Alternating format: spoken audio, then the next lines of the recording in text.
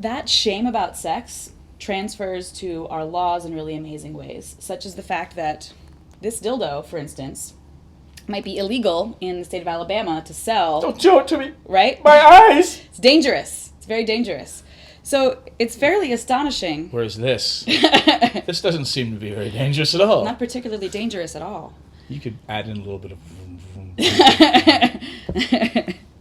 Where this is completely dangerous. Completely dangerous. You're not getting this through TSA no matter how hard you try. This is definitely potentially a weapon. And it's awesome just for self-defense, put it on your pillow, and for pleasure defense. It's quite lovely as well.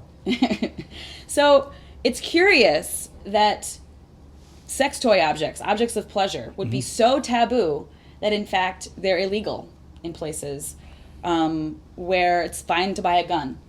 This is pretty awe-inspiring. Where does that kind of fear come from? Do you think it's fear? I mean, it's a much larger question. And you and I have actually talked about this on in other programs. I think the fear comes from the fact that there's a couple of different things. One, people just themselves are so scared about their own sexuality. And it is a powerful thing, right? There's a biological drive, there's just, the erotic drive of like things that are taboo, and because nobody's talking about it, it seems completely daunting and scary.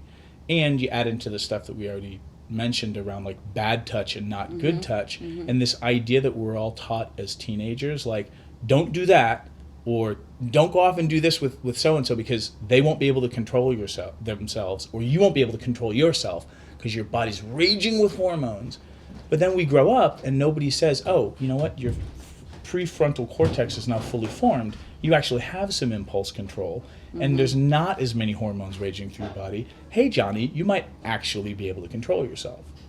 So if you think that everybody around you can't control themselves, or if that's what you were taught to believe growing up, or if you yourself think, oh my God, I can't control myself, right? Which is kind of reinforced from the perspective of, we were taught not to masturbate, or most of us were taught masturbation's bad, and it's a sin, and you're not supposed to do it. But like, hello, none of us could control ourselves for the most part.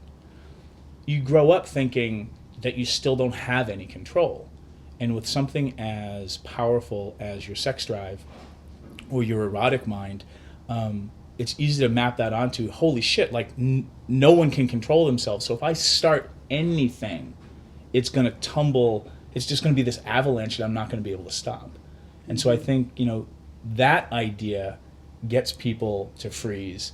And then, I think in some cases, really well-meaning legislators come in and be like, well, we'll help. We'll just make it illegal. And if you can't buy this, you can't hurt anybody. And that hasn't worked at all.